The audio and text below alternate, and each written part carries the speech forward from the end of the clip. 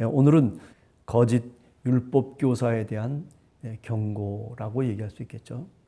3절에 보면 이제 마케도니아로 건너갈 때에 디모데를 권해서 그대로 에베소에 머물라고 그렇게 말한 것은 다른 목적하에서 그렇게 말한 게 아니다. 우선 첫 번째는 어떤 사람들이 다른 교훈을 가르치는 사람이 있었다는 거죠. 이 다른 교훈이다라고 하는 것이 뭐 여러 가지 해석을 가능할 수 있겠지만은 성경 속에서 보면 사도 바울이 가장 힘들어했던 사람들 중에 한 사람이 바로 이렇게 다른 교훈을 가르치는 사람들이었어요. 아니 예수 그리스도를 안 믿는 사람이 아니에요.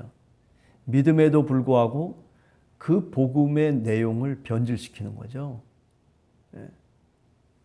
그리스도 예수의 계시로 말미암아서 복음을 깨닫고 그리고 다메섹 도상에서 만난 부활하신 그리스도를 통해서 그가 이방인의 사도로 부름을 받고 가진 고난과 어려움 속에서도 그 복음 하나 지키면서 여기까지 온 것이거든요. 그래요. 하나님을 믿고 그리고 예수 그리스도를 믿는 것 그것 다 비슷한 얘기들인데 그런데 구원을 논할 때에 꼭 뭐를 덧붙이냐면 율법이라고 하는 것을 덧붙인단 말이죠. 그리고 많은 사람들이 유대주의자들은 뭐라고 얘기하냐면 유대인이 돼야 된다는 거예요. 그렇기 때문에 어떻게 해야 돼요? 할례를 받아야 된다는 거예요. 그래서 바울과 옥신각신하고 교회 속에서 이단자들이 출몰해가지고 그래서 바울의 교회를 괴롭히는 거죠. 어쩌면 사탄의 역사라고도 얘기할 수 있지 않을까라는 생각도 해봅니다. 다른 교훈을 가르친다. 오늘날에도 그러면 이런 현상이 없느냐. 그래요. 다 똑같은 이야기인 것 같고 똑같은 믿음 안에서 복음을 이야기하는 것 같지만은 그러나 실상 따져보면 종교개혁자들이 주장했던 것과는 전혀 다른 이야기들을 오늘 우리 시대 속의 교회 속에서 많은 지도자들이 이야기할 때가 많다라고 하는 거죠. 하나님의 말씀을 내 생명처럼 내 영의 양식으로 삼고 살아가는 사람들이 아니라 그저 한번 책 읽어보듯이 그저 후딱 읽고 나 몇 독했습니다. 나 성경 잘 알고 있습니다. 그런 크리스찬들이 많아지고 있다라고 하는 거죠. 아니 심지어는 뭐 신앙생활을 함에도 불구하고 일평생 성경 한 번 읽어보지 않은 사람도 그래도 크리스찬이라고 얘기한단 말이죠. 여러분 어떻습니까? 하나님의 말씀을 얼마만큼 진실되게 오늘 또 읽으면서 오늘 또 묵상하면서 주님 앞에 무릎을 꿇고 기도하고 있느냐라고 하는 거죠. 그죠? 가르치고 그리고 또 애를 쓰면서 수고했던 그 결과들이 만약에 이런 식으로 대적자들이 들어와서 다른 교훈을 가르치고 이치에 맞지도 않는 그런 말들을 얘기하는데 그것을 고지 듣고 거기에 쫓아서 마음을 몰두하고 하는 일들이 벌어진다면 그렇다면 그것처럼 괴로운 일이 어디 있겠습니까? 오늘 사도 바울은 그런 것들을 예방하기 위해서 그래서 디모데를 남겨놨다라고 말씀하고 있는 거죠. 오늘 저는 이런 생각을 해봅니다. 우리 한 사람 한 사람이 이렇게 디모데의 역할을 해야 되겠다라고 하는 거죠. 남겨진 한 사람. 바울은 저 마케도니아로 지중해를 넘어서 선교를 위해서 떠났지만은 그러나 누구예요? 디모데를 믿는 마음으로 그 디모데를 에베소에 남겨놓은 거죠. 바른 교훈을 유지시키기 위해서 교회를 올바르게 세워나가기 위해서 그렇죠? 에베소의 종교적 상황이라고 하는 것이 우리가 요한계시록을 보면 에베소라고 하는 지역이 황제 숭배 예배를 드렸던 장소입니다. 많은 우상들을 섬기면서 그래서 많은 신전들이 있었던 곳이 또한 에베소입니다. 그래서 우리가 사도행전 19장이나 20장에 보면 아데미 여신이여 라고 해서 에베소에 큰 사건이 일어나잖아요. 바울이 에베소 원형극장에 끌려가 버리고 거기서 죽을 고비를 넘기잖아요. 고린도후서 1장에 보면 자신이 거기서 죽음의 고비 속에서 정말 하나님의 은혜로 부활의 체험을 했다라고까지 그렇게 사도 바울이 말하고 있잖아요. 네. 그죠? 풍요와 다산의 상징이라고 얘기할 수 있는 아데미 여신. 네. 이 아데미 여신이 그 당시로 보면 에베소의 수호신이에요. 네. 다신적인 어떤 상황, 종교적 상황이 에베소의 상황이었어요. 우상 숭배가 가득 차 있는 장소예요. 그러니까 별별 이야기들이 많은 거죠. 저 세속적인 것을 교회 속에 끌고 들어와서 뭐 신앙생활은 이렇게 해야 되는 거다, 저렇게 해야 되는 거다, 아니다, 그렇다, 저렇다, 뭐 논란이 많은 거죠, 사실은요. 그게 바로 에베소의 종교적 상황이었어요. 그렇기 때문에 마케도냐로 사도 바울이 건너가면서 이 에베소 교회를 복음에 맞는 교회를 만들기 위해서는 꼭 필요한 사람이 있단 말이죠. 그게 바로 디모데였다라고 얘기할 수 있는 거죠. 여러분, 오늘 우리가 새벽에 무릎을 꿇고 하나님 앞에 기도할 때 주님, 저도 디모데 같은 사람이 되게 해 주시옵소서. 남아있는 사람, 교회를 세우기 위해서 끝까지 바울의 명령을 쫓아서 이렇게 어려운 종교적 상황 속에서도 교회를 아름답게 세워나갔던 이 디모데. 어찌 보면 사실 디모데라고 하는 이 하나님의 종은 사도 바울이 그저 필요할 때마다 그곳에 가서 힘이 되게 하고, 그리고 그곳에 가서 교사와 설교자의 역할을 잘 감당할 수 있도록 그런 사명과 부름을 사도 바울이 늘 이야기했던 귀한 동료 중에 하나고, 그리고 믿음의 아들이었죠. 자, 그래서 4절에 보면 그 종교적 상황을 아주 그대로 잘 묘사하고 있습니다. 다른 교훈뿐만 아니라 신화와 끝없는 족보에 몰두하지 말게 하라. 그러기 위해서 너를 에베소에 머물게 했던 것이다 라고 말씀하고 있습니다. 끝없는 족보와 신화. 제가 이 말을 잠깐 이렇게 들으면서 생각했던 것은 영지주의의 이런 모습들이 많습니다. 그죠? 신화화된 어떤 영웅들, 아이돌, 또 그 속에서 여러 가지 이야기들을 만들어내는 거죠. 끝없는 이야기들입니다. 영지주의 책들을 보면 천사의 종류도 수없는 천사들이 있고, 구원받은 단계를 논할 때에도 굉장히 영적인 세계를 아주 세분화시켜가지고, 그래가지고 사람들을 미혹하는 거죠. 그런데 몰두하지 말라. 그런 지금 종교적 상황이 에베소의 종교적 상황이라는 거죠.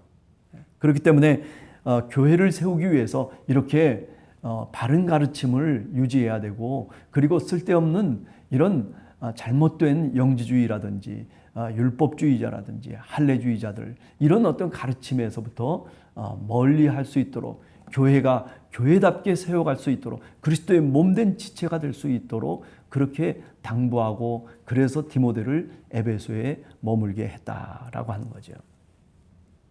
여러분, 우리가 그렇습니다. 성경을 바르게 알아야 될 부분 중에 하나가 뭐냐면, 성경은 사변적인 이야기를 하려고 하는 게 아닙니다. 하나님이 세상을 만드신 창조의 세계는 이런 것이다, 뭐 이렇게 저렇게 많은 설명을 필요로 하는 게 아니에요. 성경은 하나님의 계시의 책이고 믿음의 책이에요. 믿음을 가진 사람들, 그 사람들에게 참으로 영적인 양식이 되고 힘이 되고, 그리고 하나님의 말씀이 운동력이 되어져서 우리들의 삶의 지침과 그리고 양식이 되는 캐논이라고 얘기하지 않습니까? 하나의 기준이 되는 영감 있는 책이 바로 성경이라고 말씀드릴 수 있는 거죠. 믿음 안에 있는 하나님의 경륜을 이루는 것이 중요한 것이죠. 믿음 안에, 그렇죠? 믿음 안에.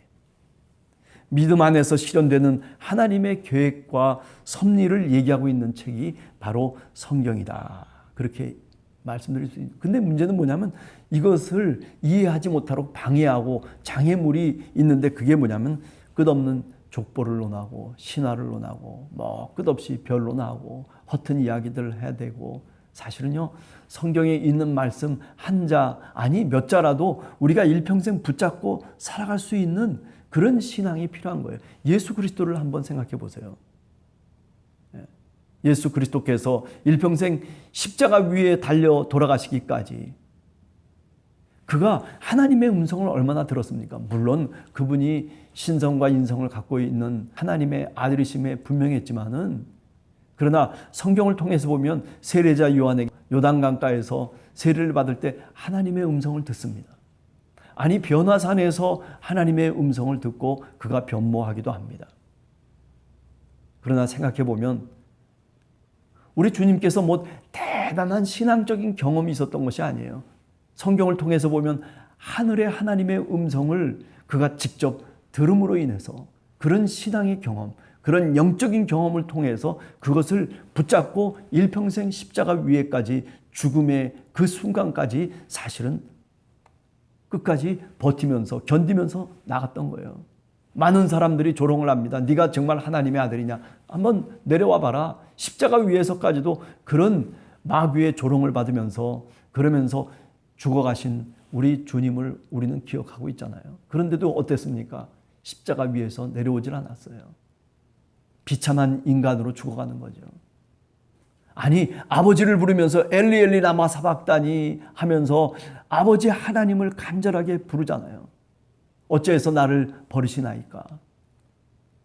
그 속에 보면 하나님 아버지에 대한 굳건한 믿음이 아직도 흔들리지 않아요. 죽음의 순간에도 하나님이 내 아버지라고 하는 그 고백이 흔들리지 않는단 말이죠. 여러분, 이런 것이 중요한 거예요.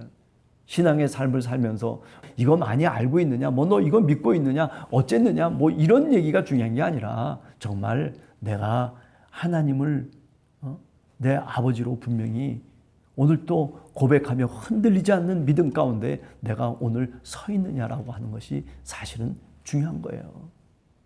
뭐 성경 몇 자 안다고 뭐 대단한 것이겠습니까? 물론 성경에 있는 말씀의 내용을 우리가 잘 이해하고 분별한다는 것은 이렇게 많은 이단과 그리고 잘못된 그 대적자들을 향해서 우리가 저항할 수 있고, 그리고 바른 길로 갈 수 있는 지침이 되기도 하죠. 쓸데없는 억측을 불러일으키고, 그리고 뭐 하나님의 말씀을 잘 비틀어 가지고 이리저리 사람의 마음을 훔치는 사람들이 얼마나 많이 있습니까? 그런데 그런 목적이 결코 아니라는 거죠. 그래서 5절에 보면 이 교훈의 목적은 청결한 마음과 선한 양심과 거짓 없는 믿음, 거기에서 나오는 뭐라고요? 사랑이다. 사랑. 성경의 핵심적인 내용의 중심 속에서는 뭐라고 얘기할 수 있냐면 결국 지금 여기 얘기하는 바로 청결한 마음과 선한 양심, 그리고 거짓이 없는 믿음에서 나오는 사랑이라고 얘기할 수 있는 거죠. 그죠? 여러분과 제가 그래요. 하나님의 말씀을 많이 몰라도 괜찮아요. 그렇지만은 분명한 것은 하나님을 사랑해야 됩니다. 아니, 이웃을 내 몸과 같이 사랑해야 돼요. 그게 정말 하나님이 우리에게 주신 율법의 진리이고 핵심이에요. 율법은 나쁜 것이 아니에요. 여기 오늘 얘기하잖아요. 그죠? 8절에 보면 그러나 율법은 사람이 그것을 적법하게만 쓰면 선한 것임을 우리가 아노라. 로마서에도 마찬가지입니다. 그죠? 율법이라고 하는 것이 선한 거예요. 어떤 경우에 적법하게만 쓰면, 선한 양심을 갖고 그리고 청결한 마음을 갖고 율법을 바르다 보면 그러면 그 율법도 선한 것이 될 수 있는 거예요. 중요한 것은 내가 그런 마음을 유지하는 게 중요한 거예요. 네. 그렇죠? 모든 것을 좀 좋게 바라보고 선하게 바라보고 청결한 마음을 갖고 우리가 살아가고 신앙생활을 하는 것이 얼마나 그렇기 때문에 귀중한 것인가. 오늘 또 여러분과 제가 이 디모데전서 1장 이 말씀들을 한 번 더 깊이 우리 가슴 속에 새기면서 우리가 배운 교훈의 목적은 다른 것이 아닙니다. 그죠?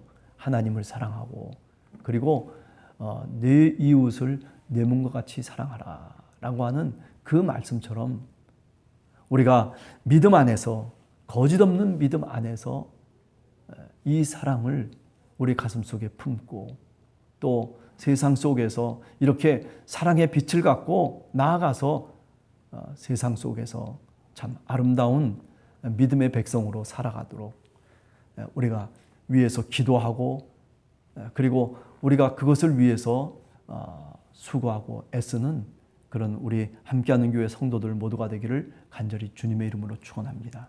기도하겠습니다.